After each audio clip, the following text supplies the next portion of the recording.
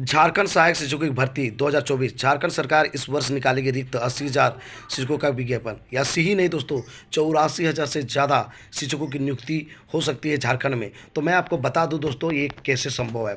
तो आपको पहले बता दूं कि झारखंड सरकार अपने कार्यकाल के अंतिम वर्ष में ही करती है बहाली। तो झारखंड सरकार की ये बहुत पुरानी स्टाइल है दोस्तों कि अंतिम वर्ष में ही नियुक्ति करती है, चाहे तो शिक्षक की बहाली हो, किसी प्रकार की बहाली हो। सिर्फ एक ही रघुवर सरकार हुई थी जो कि क्या की थी कि जब वो सरकार बने और सरकार बनने के तुरंत बाद बहाली किए थे, तुरंत ही बहाली करना शुरू कर दिए थे और बीच में भी किए थे। बाद बाकी कोई भी सरकार है अपने अंतिम वर्ष में ही बहाली को पूरा करती है। और ये जो है हेमंत सोरेन का सरकार का तो ये बहुत पुराना स्टाइल है। 2014 में भी आपने देखा होगा कि क्या हुआ था कि बहाली जो है अंतिम वर्ष में, चाहे प्राथमिक हो हाई स्कूल में, सब में बहाली शुरू कर दी थी। और हुआ क्या था कि 14,000 जो प्राथमिक शिक्षकों की नियुक्ति थी, जो कि सीधी नियुक्ति हो रही थी और काउंसिलिंग के माध्यम से हो रही थी, उसमें क्या हुआ था कि अंतिम चरण में बहाली चल गई थी। सब जगह में रोस्ट सब कुछ क्लियर हो गया था, काउंसलिंग वगैरह हो चुका था। और क्या है कि कुछ जिलों में वो ज्वाइनिंग लेटर दे पाए थे और कुछ जिलों में उनका टारगेट था कि 10 से 15 दिन में हम क्या करेंगे,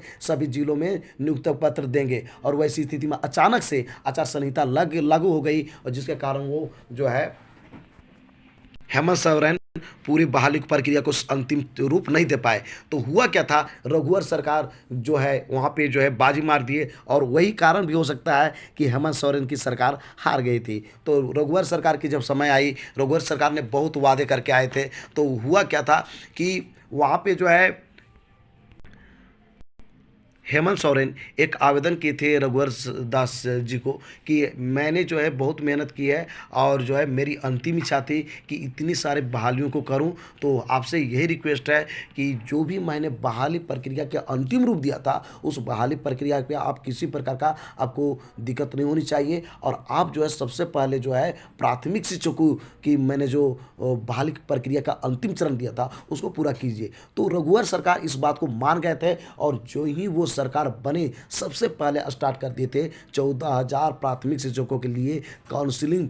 फिर से जो बचा हुआ था उसको जो है रोस्टर उसका शुरू कर दी थी प्रक्रिया और फटाफट जो है उन्होंने काउंसलिंग करा करके ज्वाइनिंग भी देना शुरू कर दिया था दोस्तों। तो मिला जुला का हम बात करेंगे कि रघुवर दास ने एक बहुत अच्छी काम की थी, लेकिन नेगेटिव काम दो चीज़ों पे की थी रघुवर दास, जिसके कारण उनको जो है हारना पड़ गया। उसकी पार्टी को बहुत बुरी हार हुई थी। तो उसका पहला मैं बता दूं, सबसे पहला कारण था कि दारोगा में जो है उम्र में जो है सीधे घटा देना। उम्र में क्या है कि जो पहले जो मौका दिया जाता था उससे जो होता है जब घटा दिया गया तो हुआ क्या कि बहुत सारे कैंडिडेट दारोगा की बहुत अच्छी तरह से तैयारी कर रहे थे और उन लोगों को बहुत बड़ा झटका लग गया था। तो ये रघुवर दास ने बहुत गलत किया था दोस्तों।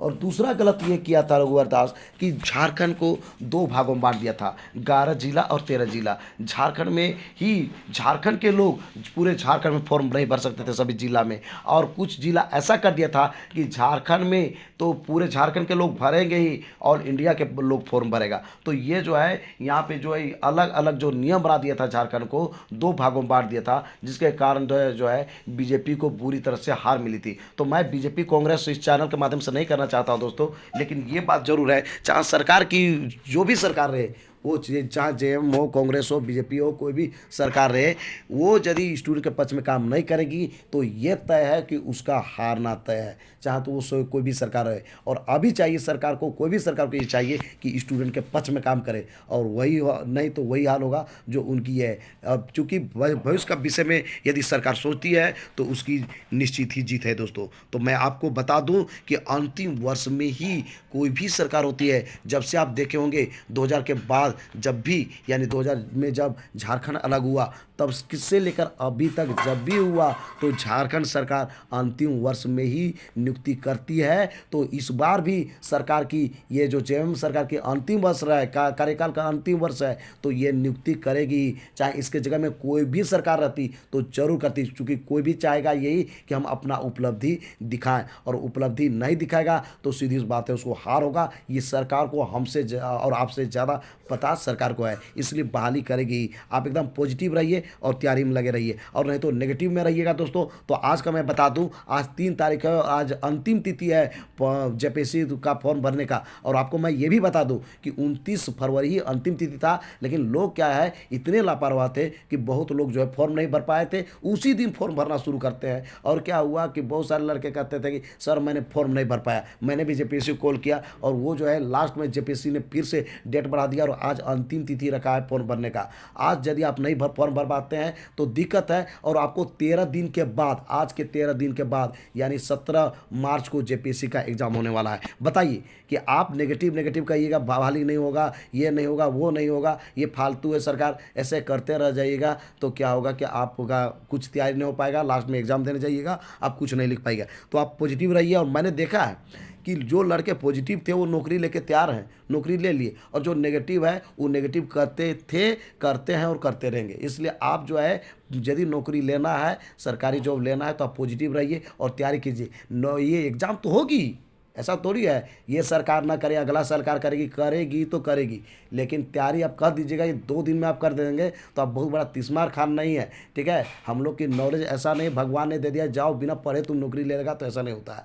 तो आपको मेहनत कीजिए और पॉजिटिव रहिए, तब मिलेगी, और नहीं तो दूसरे के बहकाव में रहिएगा। आज तक मैंने यही देखा, जो दूसरे का बहकाव था वो कुछ नहीं कर पाया, जो अपने से तैयारी करते रहा। अभी देखिए झारखंड ही नहीं, झारखंड के लोग बिहार में भी जाके अभी टीचर बन रहे हैं और ईजिली बन रहे हैं। मैंने देखा है बहुत सारे लोग जो है ईजिली 10+2 में जॉब ले गया, हाई स्कूल में ले लिया बिहार में, तो वैसा भी है। लेकिन आप झारखंड में नहीं ले पा रहे हैं, इसका मतलब नेगेटिव आप कर रहे हैं। आप पॉजिटिव रहिए, बहाली तो सरकार करेगी ही, आज नहीं तो कल करेगी तो करेगी, और सरकार के अंतिम वर्ष है, ये करेगी और करने का जरूर कोशिश करेगी। अब आचार संहिता लग गया अलग की बात है, लेकिन जब नहीं हो पाती है इस सरकार में, तो जो नेक्स्ट सरकार आएगी तो हो सकता है कि बहुत जल्द कर लेगी। तो उम्मीद जताई जाती है। तो मैं आपको बताता हूँ विस्तार से क्या होने वाली है।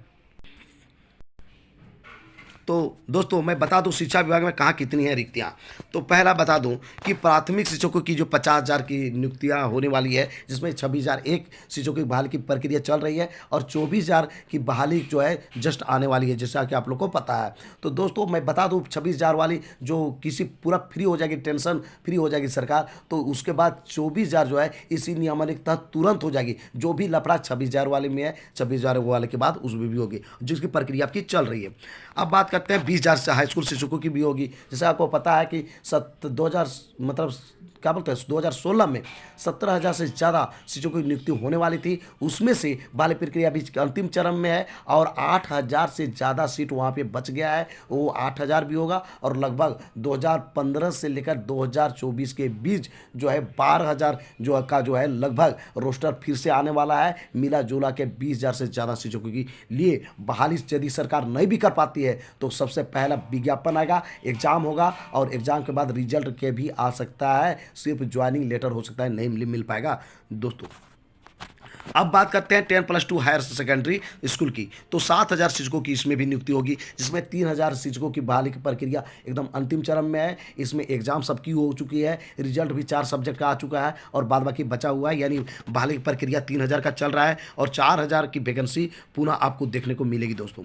अब बात करते हैं उर्दू शिक्षक की। उर्दू शिक्षक जो उर्दू से पढ़ाई की है, यानी आपने उर्दू से इंटरमीडिएट किया है, और आपने डीएलएड किया है या फिर ग्रेजुएशन किया है उर्दू से, और जो है आपने बीएड किया है, और साथ ही साथ जेटेड या फिर सीटेड की आपकी डिग्री है, तो एकदम निश्चित है, आपको कोई रोकने नहीं जा रहा है, आपकी नौकरी फिक्स है। क्योंकि आपकी जितना बहाली है उससे जो है आप चौथा हिस्सा भी नहीं है जो कि आपके पास जो है सीटेड या फिर जेटेड की डिग्री है। तो मिला जुला के आप यदि उर्दू शिक्षक है और तो आपकी निश्चित नौकरी है। और मैं ये भी बता दूं दोस्तों, उर्दू शिक्षक में SC ST का जो सीट होता है अक्सर खाली रहता है, लोगों को, बहुत सारे लोगों को पता नहीं है। सभी सीटें वहाँ पे होती है, OBC के लिए, SC के लिए, ST के लिए और जनरल के लिए। तो मिला जुला के वहाँ पर है कि वहाँ पर रिक्तियाँ बच जाएगी, इसलिए आप उर्दू शिक्षक है तो एकदम लगे रहिए, नौकरी आपकी निश्चित है।